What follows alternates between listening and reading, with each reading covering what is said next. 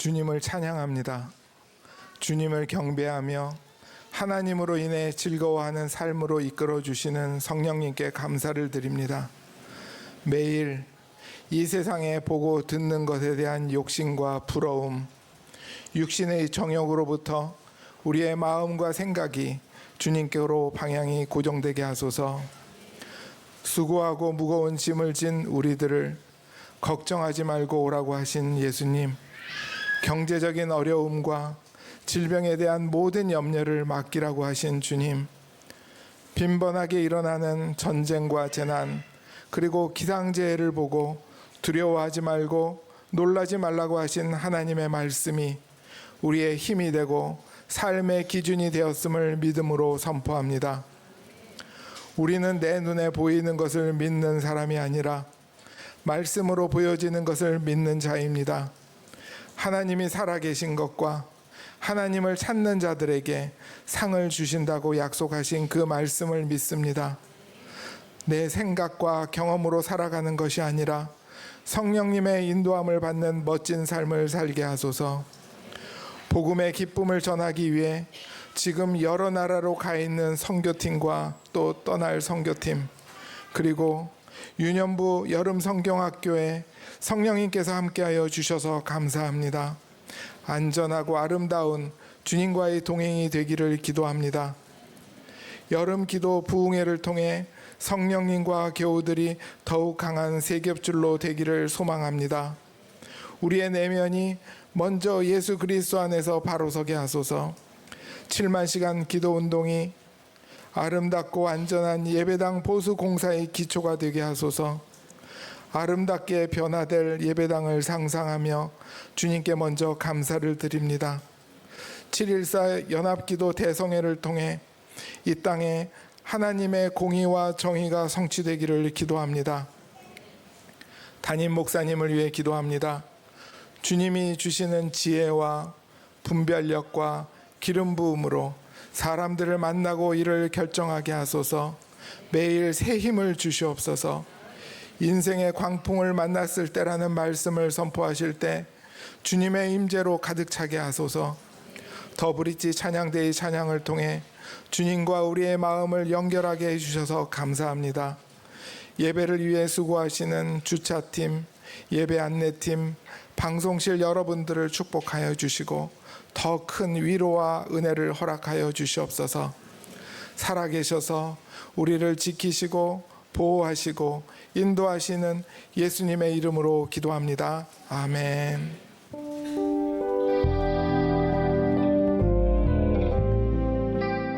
오늘 우리에게 주시는 하나님의 말씀은 누가복음 8장 22절에서 56절까지의 말씀입니다. 봉독은 22절에서 25절 그리고 48절 하도록 하겠습니다.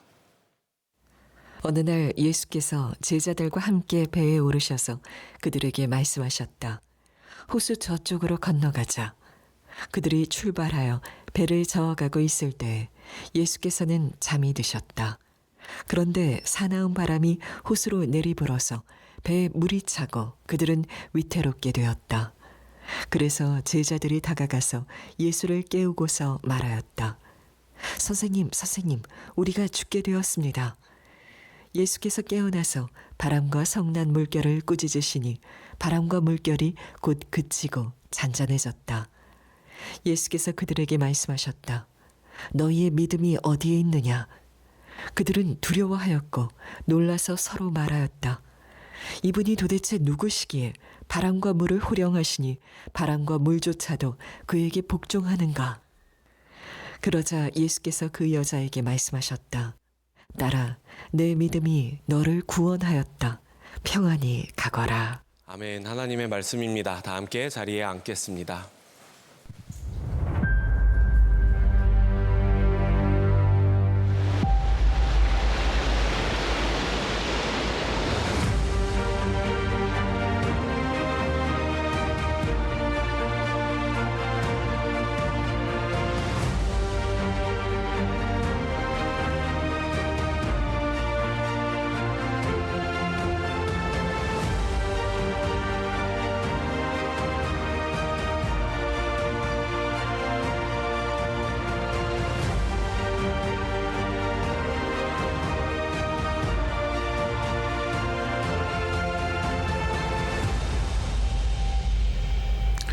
네, 한 주가 빨리 지나갔습니다. 오늘 사부 예배에 오신 여러분들 진심으로 환영하고 축복합니다. 우리 서로에게 인사하겠습니다. 오늘도 지하 또 우리 지하 2층에서 3층에서 또 곳곳에서 온라인으로 예배하신 분들이 계신데 우리 서로에게 인사하겠습니다. 하나님의 사랑으로 살아가십시다. 인사하겠습니다.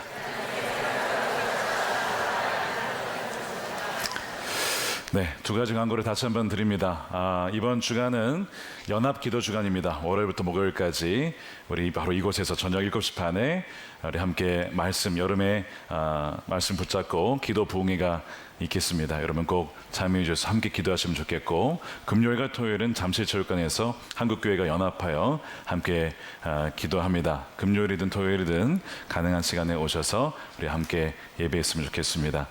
1부, 2부, 4부 예배에 좀 현장에 공간이 남아 있습니다. 현장 예배 나오시길 원하시는 분들은 우리 참여하셔서 또 현장에서도 예배하실 수가 있겠습니다. 누가복음 주의 임재를 마주하는 달이 15번째입니다. 인생의 광풍을 만났을 때 라는 제목의 말씀을 나누겠습니다. 평온하던 하루가 갑자기 무너질 때가 있습니다. 전화 한 통 때문이죠. 검사 결과가 나왔을 때, 누군가의 사고 소식을 들었을 때, 사랑하는 사람이 위급하다는 소식을 들었을 때에 평온하던 일생이 완전히 무너지게 되죠. 인생의 광풍은 예고 없이 찾아옵니다.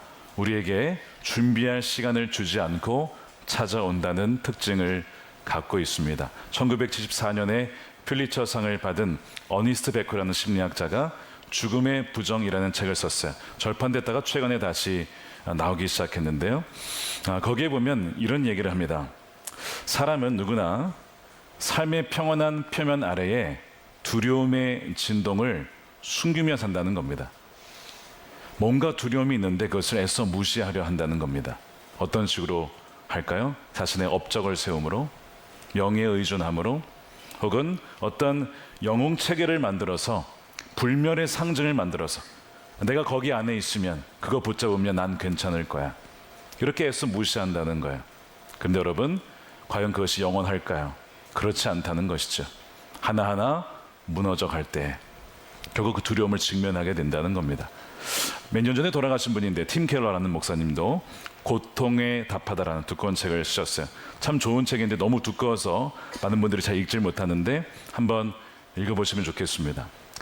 거기에서 비슷한 얘기를 합니다. 우리의 인생에 빛을 비추어주던 좋은 것들, 우리의 일, 가정, 우리의 건강, 가족, 어느 인생의 때가 되면 하나 둘씩 꺼져가는 때가 온다는 거죠. 그때 마주하면 지금까지 내가 쌓아왔던 커리어와 경력과 경험과 재산과 그 모든 것으로 그것을 커버할 수 없다는 것을 깨닫게 돼요. 아무리 발버둥 쳐도 이것은 내가 통제할 수 없는 것이구나. 그래서 나보다 크신 그 어떤 누군가를 의지할 수밖에 없게 되는 순간이 온다는 겁니다.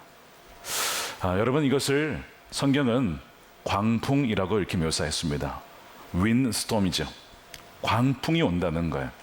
오늘 예배 자리에 오신 분들 중에 광풍 중에 오신 분들도 있을 것이고, 광풍이 올 것을 예견하며 두려움 가운데 오신 분이 있을 수도 있겠습니다. 오늘 본문에 실제로 광풍이 나옵니다. 제자들이 갈릴리 호수를 건너가다가 거센 광풍을 맞이하여 너무나 두려움에 빠지게 되는 거예요.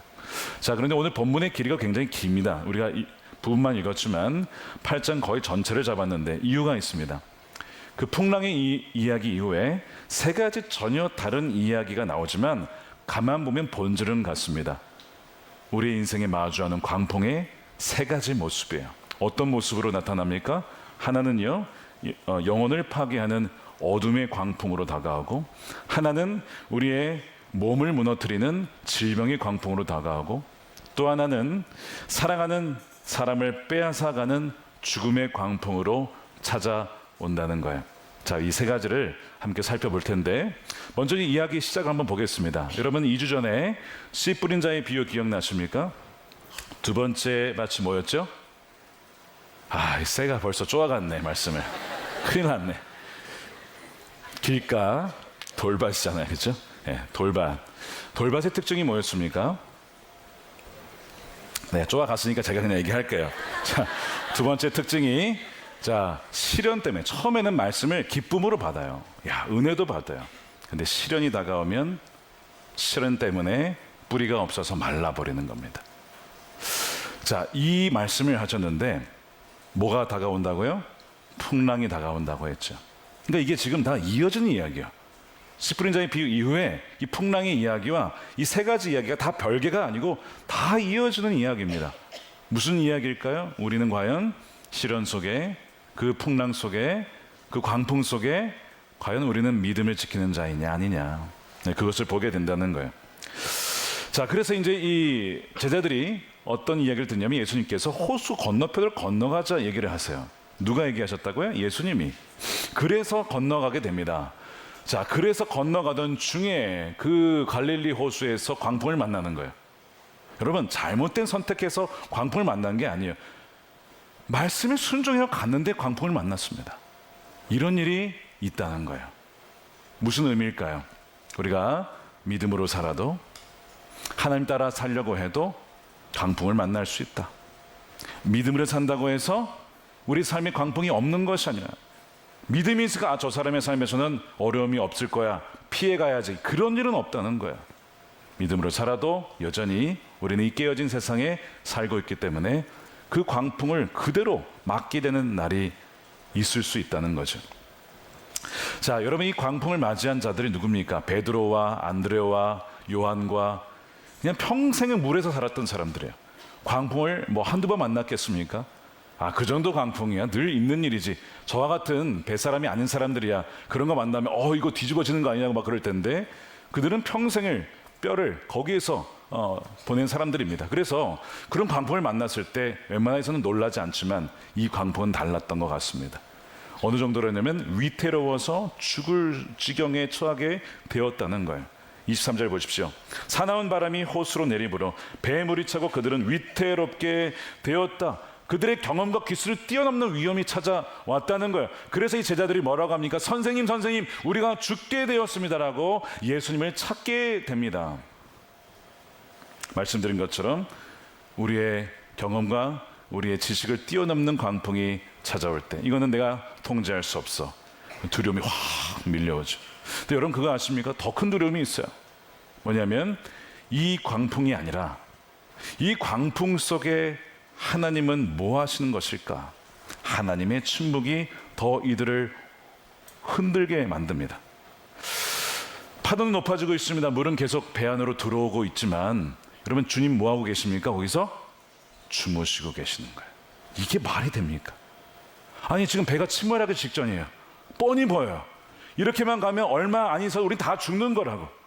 그런데 예수님은 뭐 하고 계시다? 주무시는 것 같은, 아니 주무시는 거예요, 실제로. 여러분, 이 상황 속에서 많은 사람들이 흔들려요. 광풍 때문에 삶의 환경이 어려워서, 또한 어떤 위기 속에 흔들리기도 하지만 그 가운데 예수님 어디 계십니까? 하나님 뭐하고 계십니까?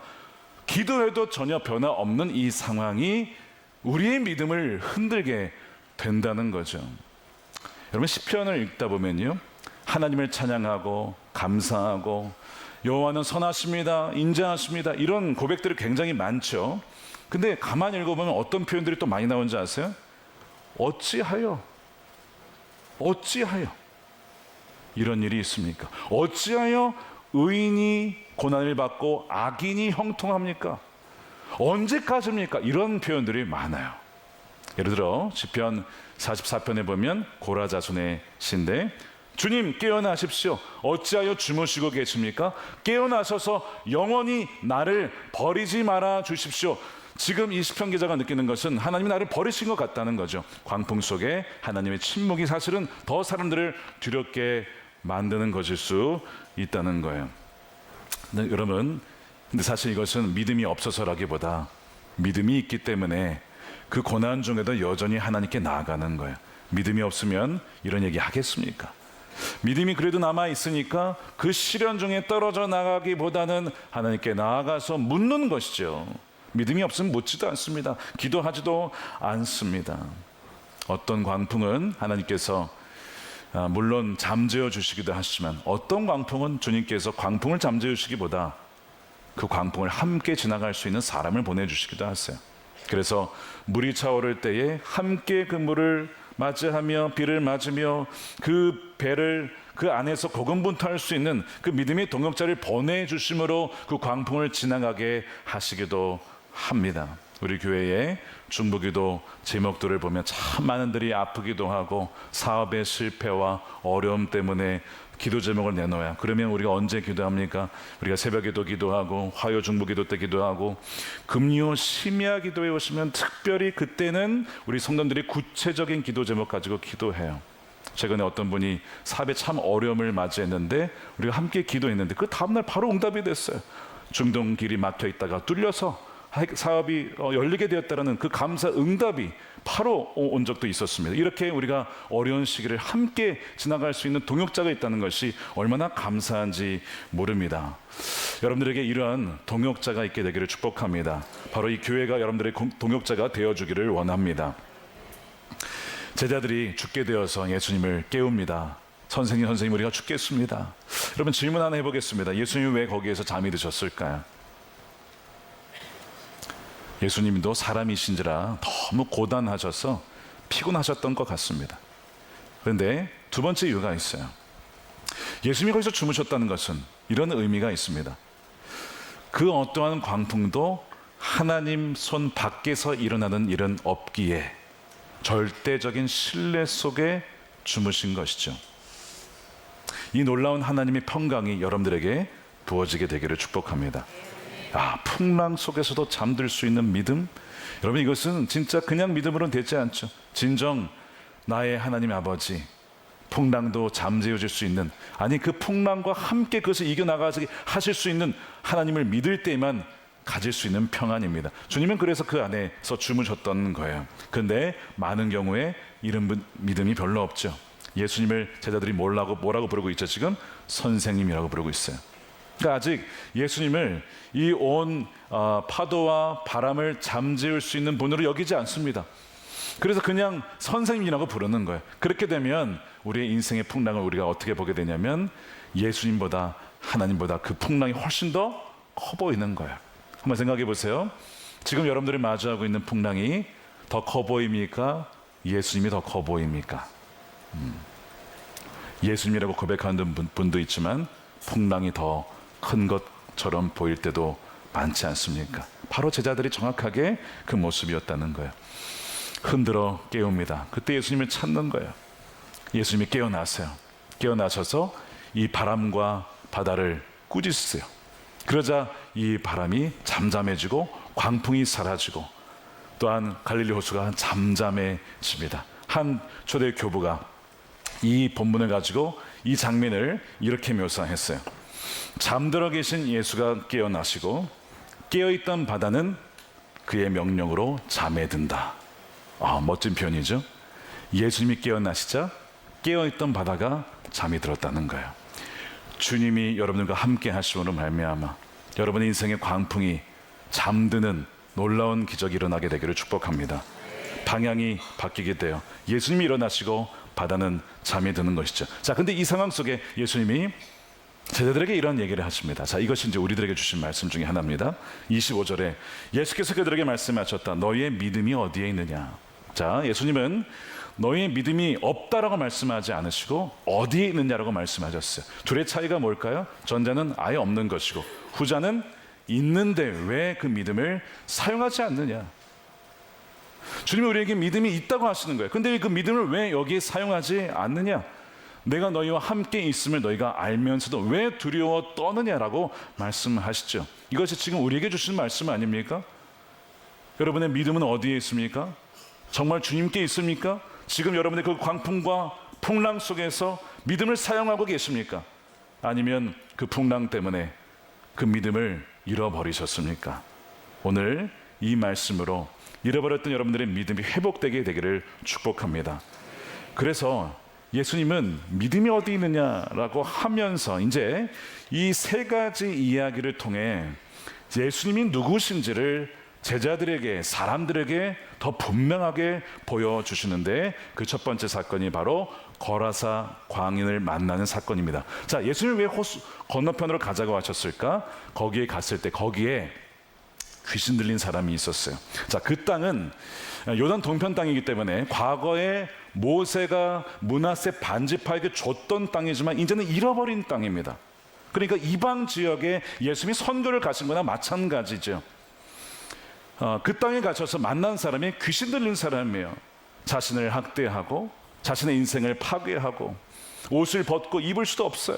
사람들이 묶어도 계속 풀어내는 그런 정말 컨트롤할 수 없는 그런 인생이 거기에 있었습니다. 그런데 그 사람이 예수님을 보고 다가오는 것입니다.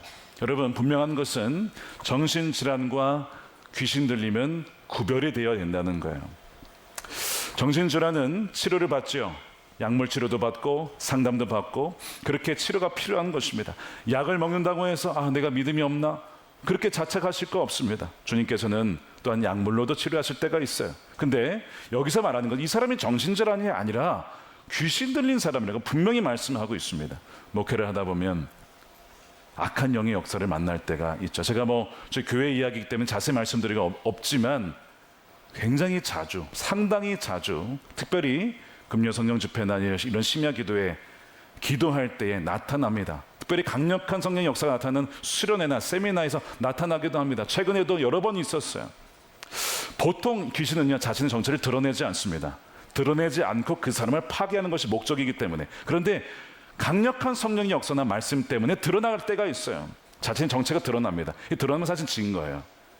어찌됐든 이 귀신 들린 자가 예수님에게 나오면서 사실은 그 귀신이 이 사람을 영혼을 파괴하고 있었던 것이죠. 보십시오. 29절에 예수께서 이미 악한 귀신들로 그 사람에게서 나가라고 명하셨던 것이다. 귀신이 여러 번 그 사람을 붙잡았기 때문이라고 되어 있잖아요. 악령에 사로잡힌 사람이 있었던 겁니다. 그래서 무너졌던 거예요.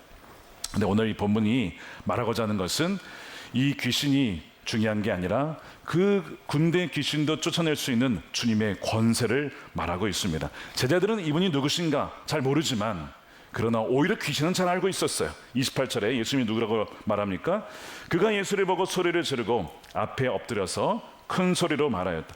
더없이 높으신 하나님의 아들 예수님. 예수님이 선생님 정도가 아니라는 거예요. 더없이 높으신 하나님의 아들 예수님이라고 얘기했어요. 당신이 나와 무슨 상관이 있습니까? 제발 나를 괴롭히지 마십시오. 귀신의 특징은요, 하나님을 무서워합니다. 동시에 하나님을 모독하는 말을 자주 합니다. 귀신 들린 자의 특징이에요. 여기 구별되는 부분입니다. 우리에게 이 분별력이 있게 되기를 원합니다.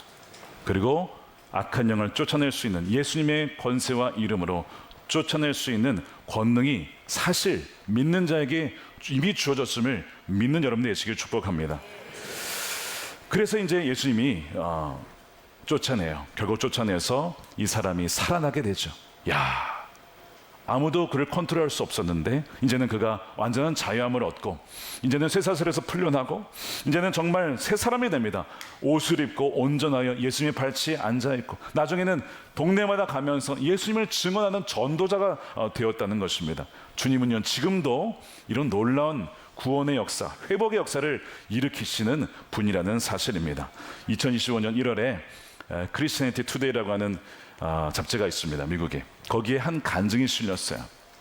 마약 팔다가 감옥에 갔었던 허먼 멘도사가 직접 쓴 간증인데 제목이 나의 마약 왕국이 무너진 뒤에 구주께서 나를 찾아내셨다.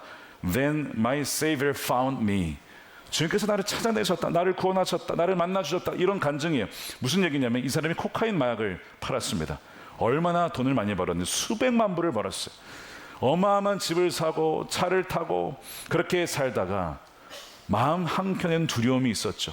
언젠가 이것이 발견될지도 몰라, 발각될지도 몰라, 내가 감옥 갈지도 몰라, 이런 두려움 속에 살았는데 실제로 그가 결국에는 1996년에 경찰에 잡히게 되고 감옥에 들어갑니다.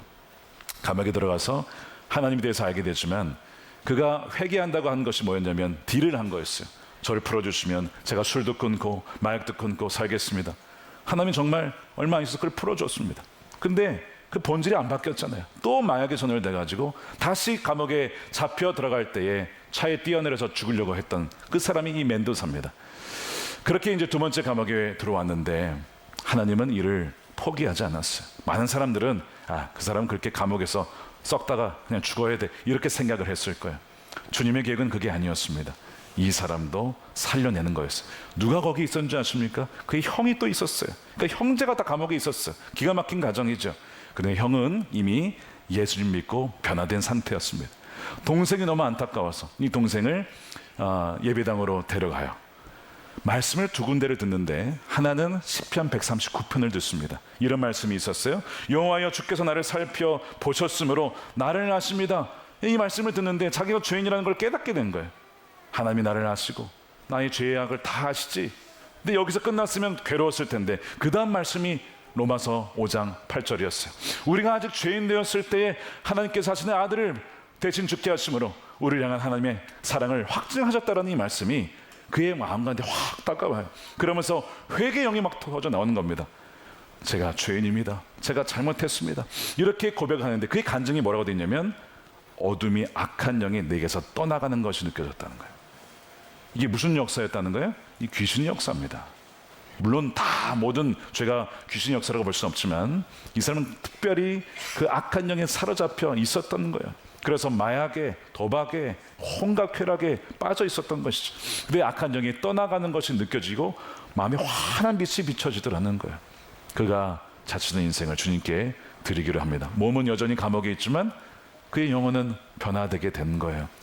아내가 이제 이혼을 하려고 왔지만 그러나 남편이 회개하고 그렇게 눈물로 회개하는 것을 보면서 서로 이제 그 계획을 바꿔서 정말 서로를 위해서 기도하며 회복하기로 합니다. 나중에 이혼하지 않고 나중에 이제 풀려나게 되어서 이 사람이 뭐가 되냐면 전도자가 돼요.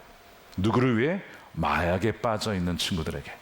나도 너와 같은 인생이었어. 그러나 포기하지 마. The Savior found me. 주님께서 나를 찾아오셨어. 자, 주님이 누굴 찾아가셨어요? 거라사 강에 찾아가셔서 구원하신 것처럼 주님이 나를 찾아내신 것처럼 너도 찾아오실 거야. 너를 찾아내신 거야. 이렇게 전도자 많은 사람들을 인도합니다. 그 고백이 거기에 쓰여져 있습니다. 사랑하는 여러분, 죄와 어둠보다 강하신 분이 바로 우리 주 예수님이십니다. 여러분 주위에 혹시 중독이나 마약이나 그 어떤 것 때문에 고생하신 분 계십니까? 포기하지 마십시오. 몇 년 전에 이런 분이 있었어요.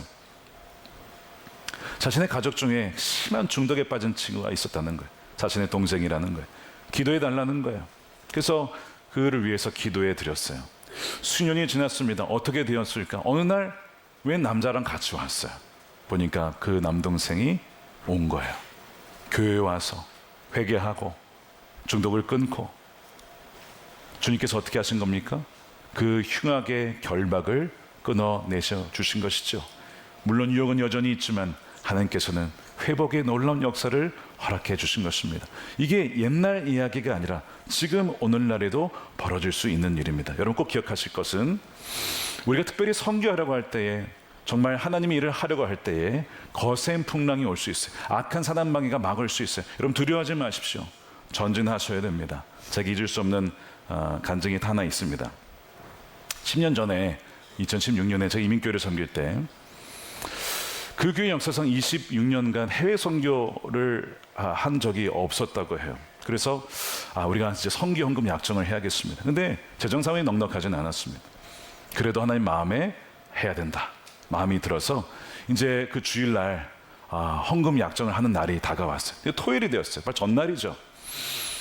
예배 말씀을 다 준비하고 토요일 저녁이 되어서 이렇게 이제 집에 있는데 아내로부터 비명 소리가 나는 거예요. 제가 아내와 수십 년을 살았지만 이런 비명소리는 그때도 그 이전도 지금도 들어본 적이 없어요. 여보 소리 지르는 거예요. 뭐냐 봤더니 올라가 보니까 그거였어요. 그때 3살짜리 막내가 잘 자고 있었는데 뭐 열도 없어요. 뭐 경기를 일으킨 것도 아니에요. 그런데 눈은 뒤집히고 입에는 거품이 나오고 그 다음에 입술은 완전히 파래가지고 숨을 쉬지 않는 거예요. 저희가 이제 애가 3번째입니다, 여러분. 첫째, 둘째, 셋째. 물론 크고 작은 애들이 참 많이 있었지만 이런 경우는 좀 뭔가 독특한 특이한 일이었어요. 곧장 애를 업고 응급실로 향했어요. 제가 운전하면서 기도하고 아내는 뒤에서 아이를 안고 기도하는데 그냥 기도한 게 아니라 선포 기도를 했어요. 즉각 알아졌던 게 무엇이었냐면 내일 선교헌금 약정을 해야 되는데 마귀가 가장 싫은 일을 한 거잖아요. 마귀가 겁주는구나, 하지 못하게 하는구나. 선포하면서 마귀를 대적하면서 우리는 그래도 선교할 거야. 우리는 복음 전하러 갈 거야. 우리는 지원할 거야. 뭐 그런 얘기하면서 기도하면서 선포하면서 그렇게 기도하면서 갔습니다. 응급실에 가서 응급조치를 하고 의사 선생님들과 뭐 간호사님들이 다 해가지고 조치를 취했는데 1시간 정도 돼서 안정을 찾았어요. 근데 이제 그러면 이런 얘기할 수 있죠. 뭐 아이는 키우다 보면 경기합니다. 경기가 아니라는 거예요. 그 원인이 뭐냐? 그 원인도 잘 모르겠다는 거예요. 지금도 여전히 그때 왜 그랬는지 몰라요. 선생님도 의사 선생님도 모르겠다는 거예요. 근데 어떤 원인인지는 모르겠지만 분명히 영적인 이유가 있었던 것 같다는 거죠. 그때 우리가 알았던 것은 위협과 두려움이 와도 하나님께 순종하는 것은 포기하면 안 된다. 저희가 그 다음날 했죠. 그래서 정말 그 교회 역사상 처음으로 많은 헌금들이 점차 몇 달을 거쳐서 모이게 되었고 그것이 인도로 보내져서 한 교회가 세워지고 그 다음에 마이마 학교라는 곳에 책상과 걸상을 보내게 되었습니다. 근데 그 마이마 학교에 지금 10년이 지나고 보니까 거기 누가 가신지 아십니까? 우리 방게라 조니 선교사님이 글로 가시는 거예요. 제가 그 당시에는 그분을 몰랐어요. 나중에 이분이 들어오실 때 보니까 그 학교 출신이에요. 어찌됐든 그때 10년 전부터 그 인도 땅에 여러분 힌두교인들이 대부분입니다. 얼마나 우상에 사로잡혀 있는 자들입니까? 근데 주님께서 그 땅을 풀어주시기 위하여 해방시키기 위하여 이 모든 것을 준비하고 계셨던 거예요. 그러나 주님께서는 이기게 하시고 승리케 하시고 지금 그곳을 통하여서 많은 아이들이 예수님을 믿고 변화되고 있습니다. 사랑하는 여러분, 포기하지 마십시오. 위협을 받아도 두려움 속에서 물러나지 마십시오. 주님께서는 어둠의 권세보다 크신 바로 우리의 왕이신 것을 믿으며 나가는 여러분들의 시기를 축복합니다. 자, 두 번째가 무엇이냐면 갈릴리로 돌아왔는데 회당장 야이로가 찾아옵니다. 12살 된 딸이 죽어간다는 거예요. 예수님이 그 딸을 고치러 가는 중에 하나의 에피소드가 또 하나 생기게 되죠. 웬 여인이 예수님께 온 겁니다. 12년간 혈류병을 앓았던 여인이에요. 의사를 만나도 돈을 다 썼지만 치유받지를 못했습니다. 근데 예수님이 오셨다는 소식을 듣고 이 여인의 마음에 뭐가 들었어요? 믿음이 들었습니다. 내가 예수님의 옷자락만 만져도 내가 나을 거야 라는 그 믿음이, 그래서 그 자신에게 선포합니다. 내가 예수님의 옷자락만 만져도 나을 거야. 옷자락만 만져도 나을 거야. 믿음으로 그렇게 계속 선포하면서 예수님을 탁 만지죠. 어떻게 됩니까? 이렇게 됩니다. 44절입니다. 이 여자가 뒤에서 다가와서는 예수의 옷술에 손을 대니 곧 출혈이 멈추었다. 주님의 능력이 빠져나가고 그 그녀의 믿음 때문에 병이 고쳐지게 된 거예요. 몸만 고쳐진 것이 아니라 뭐라고 되어 있습니까? 구원을 받았다 그런 주님이 말씀하시죠. 48절 보십시오. 그러자 예수께서 그 여자에게 말씀하시기를 딸아 너의 믿음이 너를 구원하였다. 자, 우리 따라하겠습니다. 너의 믿음이 너를 구원하였다. 주님께서 치유해 주신 것도 분명히 있지만 우리의 믿음에 대한 반응, 그 믿음이 또한 너를 구원한다는 통로를 분명히 말씀하고 있어요. 평안히 가거라. 이 딸의 믿음 때문에 몸도 낫고 참된 주인 되신 주님을 만나는 구원의 역사가 이 여인에게 일어나게 된 것입니다. 사랑하는 여러분, 여러분들에게 주님은 질병도 치유하시고 우리의 영혼도 구원하실 수 있는 진정한 구원자 되심을 믿는 믿음이 있게 되기를 축복합니다. 최근에도 저희 교회에 비슷한 일이 있었어요. 저희 교회에 이제 기도 제목을 내면요, 왼쪽은 기도 제목과 오른쪽은 지난번 기도 이후에 변화된 점이 있습니까? 쓰게 돼 있습니다. 근데 이분이 지난번 기도 이후에 변화된 것을 써오셨는데 뭐라고 쓰셨냐면 오늘 이야기와 비슷합니다. 출혈병이 있었는데 낫질 않았는데 마음속에 하나님께 나아가 기도를 받으면 내가 나을 거야. 그래서 오셔서 안수 기도를 받으셨어요. 얼마나 간절히 기도하는지 모릅니다. 그러고 나서 몇 달이 지나고 보니까 그게 나아 있는 거예요. 하나님께서 치유해 주셨습니다. 감사드립니다. 이 고백을 하셨던 겁니다. 누가 고쳐주셨어요? 주님께서. 무엇을 통해서? 그녀의 믿음을 통해서. 아, 주님께서 고쳐주시는구나. 제가 아까 3부 예배 끝나고 나오는데 어떤 분이 저를 착 찾아오시는 거예요. 제가 보니까 몇 달 전에 본당에서 기도해 드렸던 분이에요. 주님의 마음으로. 이분이요, 심한 이 두통 때문에 자기 죽고 싶다는 거예요. 너무 아파가지고 좀 살려달라고 막 울부짖으면서 기도받았던 분입니다. 제가 정말 주님의 마음으로 기도해 드렸거든요. 그러면서 이제 가셨어요. 그러고 나서 지금 뭐 한두 달 지났는데 오늘 그분이 찾아오신 거예요. 무슨 얘기 하시냐면 그때 죽을 것 같았는데 두통이 싹 사라지셨다는 겁니다. 주님이 저를 고쳐주셨습니다. 목사님, 이 얘기를 꼭 해드리고 싶었어요. 여러분, 누가 하신 거예요? 주님이 하신 것이죠. 사람이 고칠 수가 있겠습니까? 여러분, 주님은 지금도 믿는 자에게 구원을 베푸시고 질병도 치유해 주시는 놀라운 구원의 하나님이심을 믿는 이 믿음이 있게 되기를 축복합니다. 물론 사도 바울과 같이 몸에 여전히 가시가 있는 분도 있어요.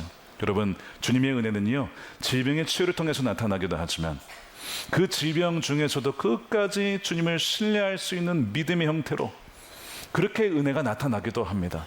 내가 낫지 않았다고 해서 내가 믿음이 부족한가? 하나님 나를 버리셨나? 그렇게 생각하지 마세요. 주님은 각자에게 은혜의 형편대로, 사도 바울에게는 이미 너에게 은혜가 족하도다, 그렇게 말씀하셨잖아요.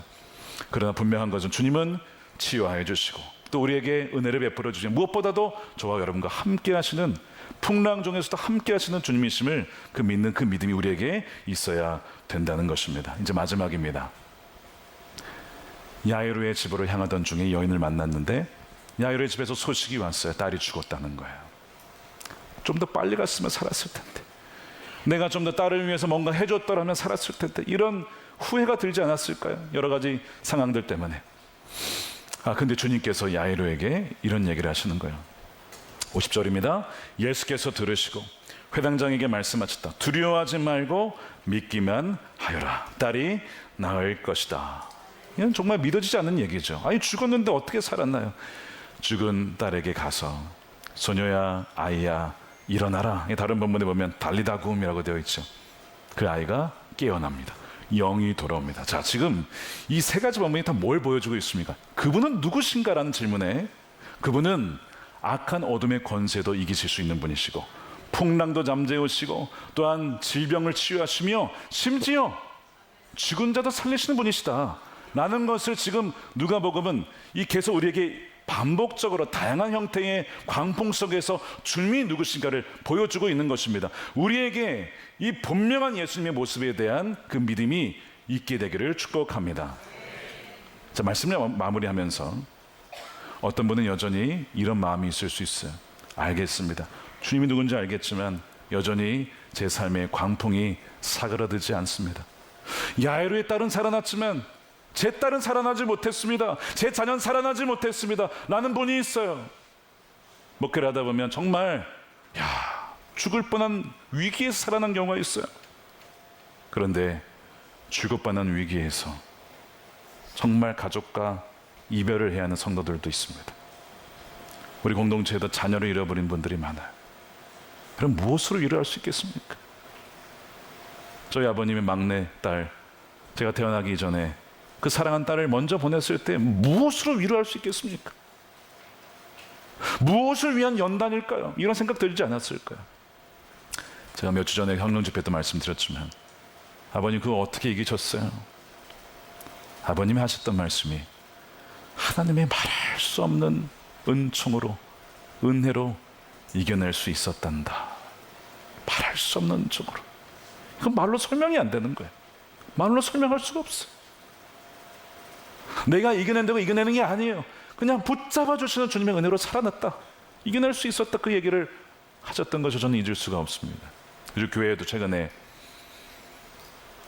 딸을 먼저 보낸 집사님이 계십니다. 많은 분들이 그 가정을 위해서 기도했으나 결국 주님께서는 데려가셨어요. 딸이 죽기 며칠 전에 이제 그분을 위해서 기도해드리고 아마 그분이 그 다음날 아마 일기를 쓰신 것 같아요. 예수님의 일기에 일기를 쓰셨는데 그것이 추천 일기로 나와서 제가 읽어드리겠습니다. 말씀을 통해 주시는 주님의 말씀들, 너무 힘들고 어려운 시간이었지만 주님 아멘입니다. 담임 목사님의 기도와 사모님의 눈물의 기도와 여기저기서 우리 아이를 위한 기도와 나를 위한 기도가 넘치고 넘쳐 흐르고 있습니다.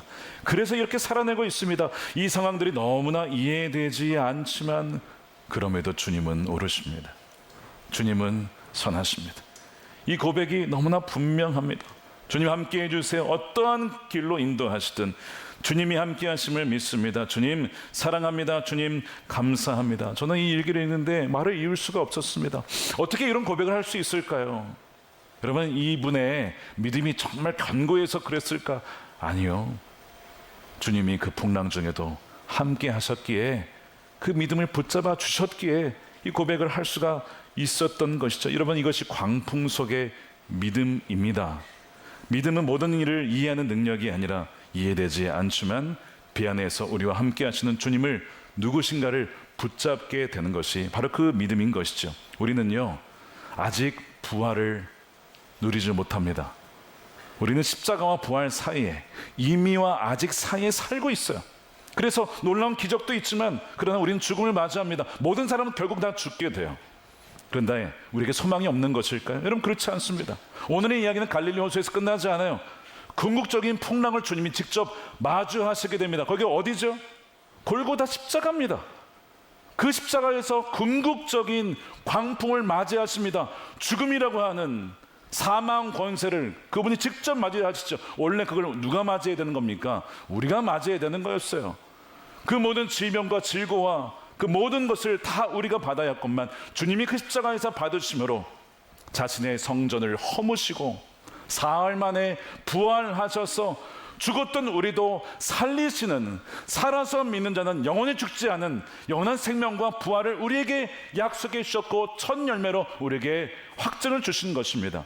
우리가 우는 중에도 우리가 소망할 수 있는 이유가 바로 부활 때문입니다. 부활의 주님이 우리와 함께 하시기 때문입니다. 우리는요 그날을 사모해요. 그날이 오면 주님께서 우리의 모든 눈물을 닦아주시고 모든 아픔을 다 치유해 주신다고 했어요.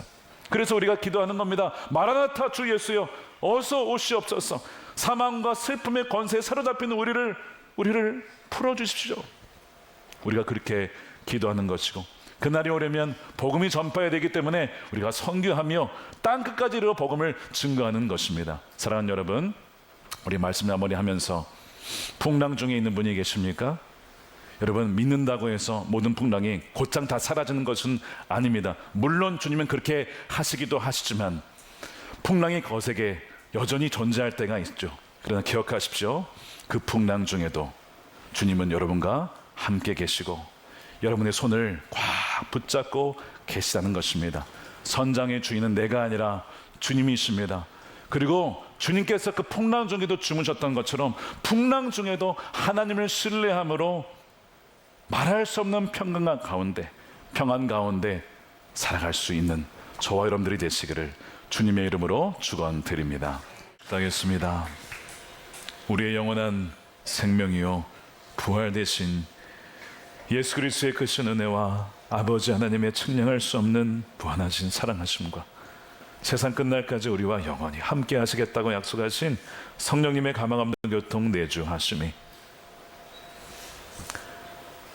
어둠의 역사와 질병의 풍랑과 또한 상실과 죽음의 광풍 속에서도 그 모든 광풍을 잠재우시며 우리의 생명과 부활 되신 주님 앞에 나가고자 결단하는 사랑하는 우리 모든 성도들 머리 위에 저들의 가정과 일터와 사랑하는 자녀들과 다음 세대와 주의 몸된 교회와 조국 대한민국과 열방 가운데 영원히 함께 하시기를 간절히 축원하옵나이다. 아멘.